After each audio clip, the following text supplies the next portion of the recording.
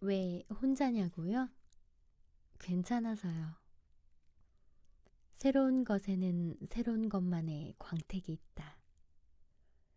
같은 옷이라 해도 새 옷에는 빛도 덜 스치고 손이 안 탄 특유의 광채라는 게 있다. 몇 번 입고 걸어둔 옷과 아무도 입지 않은 채 걸려있는 새 옷의 때깔은 분명 다르다. 나는 억지스럽게도 이 차이를 인간이 혼자여서 은연중 내뿜는 광채와 혼자일 수 없어서 광채가 나지 않는 시들시들함에 비유하련다. 그 둘은 드러나지 않는 듯 드러나고 드러나는 듯 숨는다. 잘 자라는 화분의 식물과 잘 자라지 못하는 화분의 식물은 또 어떤가? 하나는 아주 잘 자라 곧 큰 화분으로 옮겨줘야 할 것 같은데 다른 하나는 화분이 점점 자라다 못해 커진다 싶게 식물이 연명하는 수준이다. 혼자서도 잘 사는 사람과 혼자서는 살 수 없는 사람에 관한 쉬운 비유겠다. 뭉근하게 끓인 국물 요리는 어떨까? 약한 불에 오래 끓인 것하고 시간을 급히 쓰느라 화학 조미료를 넣고 간단히 끓인 것의 차이는 극명하다. 혼자 있는 시간이 불어넣어주는 게 분명히 있음을 이 두 가지를 놓고 비유해 본다. 난 그때까지만 해도 그 친구 부부에게 잘해주고 싶은 마음이 컸던 것 같다. 내가 가장 살고 싶은 나라에, 그것도 시크릿 플레이스에 무려 그 부부의 아들내미까지 동행해 데리고 갔으니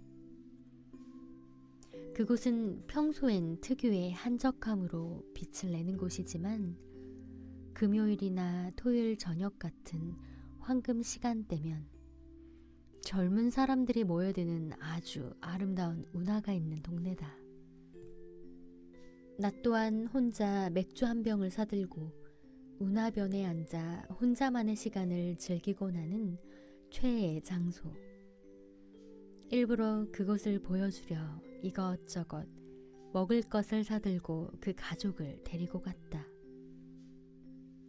시간이 되고 시적인 풍경 속으로 사람들이 하나둘 채워지기 시작하자 그곳은 한순간 축제 분위기로 바뀌었다. 그때 우리 옆에 한 청년이 앉아 골몰이 생각에 잠겨있는 모습이 눈에 들어왔다. 세상에 어떤 소란과도 상관없는 진지한 옆모습이었다. 친구도 시차를 두고 흘낏 그를 본 것 같길래 내가 저 청년 좀 보라고 툭툭 쳤다. 그가 한심하다는 듯 한숨까지 섞어가며 말했다. 쟤는 왜 저렇게 혼자 저러고 있는 거야? 청년은 무릎을 모으고 운하에 앉아 단지 수면을 응시하고 있을 뿐이었다. 그냥 좋아 보였고 더군다나 드물게 인상적이기까지 해서 한번 그 청년을 보라고 한 것뿐이었다. 친구로부터 그를 경멸하듯 함부로 내뱉는 소리를 듣자니 참 딱하고 아찔했다. 세상을 살면서 혼자 있는 것을 단 한 번도 꿈꾼 적이 없는 사람이라는 게 들통나버린 것이다. 단언컨대 그 친구는 아내와 아이가 자신을 떠나버리면 대책 없이 발을 동동 구르며 대로에 퍼질러 앉아 울부짖거나 할 사람이다. 가여운 사람. 자신과는 다른 철학을 부여잡고 혼자 세상을 살며 혼자 세상을 떠도는 친구를 옆에 두고서 그런 말을 서슴지 않다니. 나는 말해주고 싶지 않았다. 우리는 언젠가 혼자일 수 있으며 혼자더라도 당당할 수 있으니 혼자인 사람에 대해 함부로 말해선 안 된다는 사실을. 우리가 가끔 혼자이고 싶은 것은 우리에게 분명 어딘가 도달할 점이 있음을 암시하고 있다는 것을. 내 밑바닥에 어쭙지 않은 목소리를 스스로 듣게 된다면 스스로를 객관화할 수 있다는 것을. 그래도 언젠가는 말해주겠다.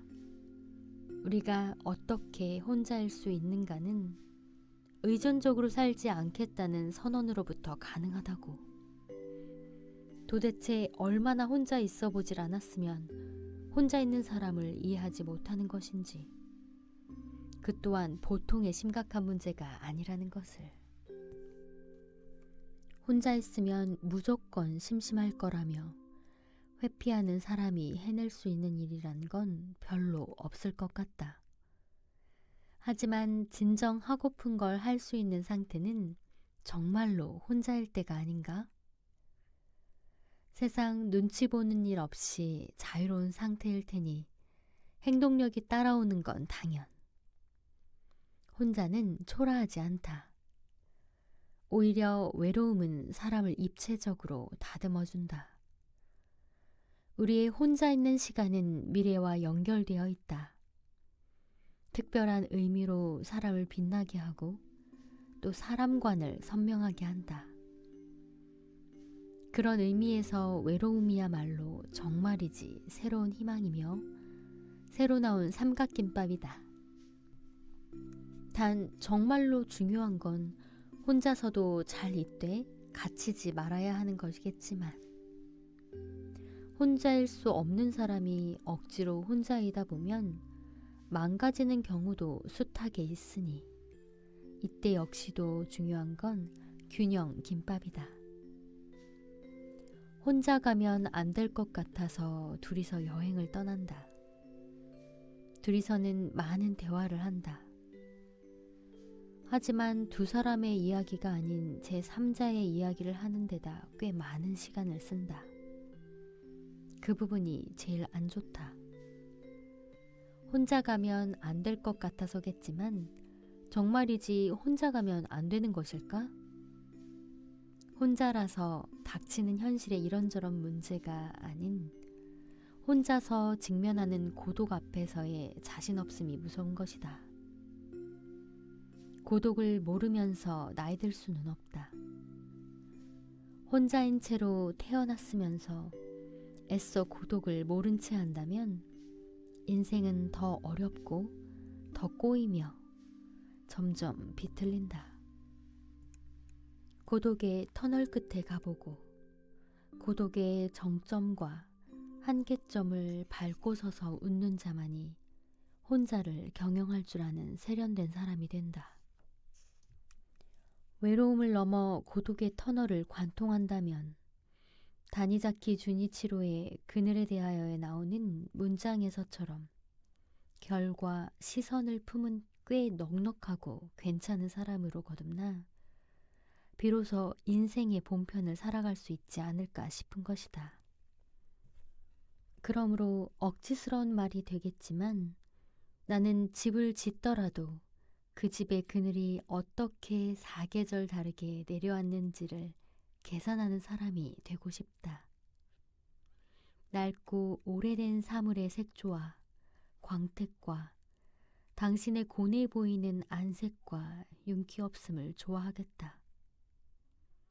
시를 쓰더라도 당신의 오래 골병든 부위를 파고들어가 아물게 할 수 있는 약한 줄을 쓰는 사람이 되고 싶다. 국수를 뽑더라도 한 그릇의 분량이라도 막일꾼의 소진된 기운과 기분을 되살려주는 반죽을 하고만 싶다. 종교가 간절한 시대는 지난 것인지 사람들은 이제야 시간을 믿기 시작했다. 시간이 우리에게 기회를 주고 시간이 우리에게 보상을 해준다고 믿기로 한 것이다. 혼자 있는 시간을 아무렇게나 쓰는 사람 말고 혼자 있는 시간을 잘 쓰는 사람만이 혼자의 품격을 획득한다. 혼자의 권력을 갖게 된다. 혼자 해야 할 것들은 어떤 무엇이 있을지, 혼자 가야 할 곳도 어디가 좋을지 정해두자.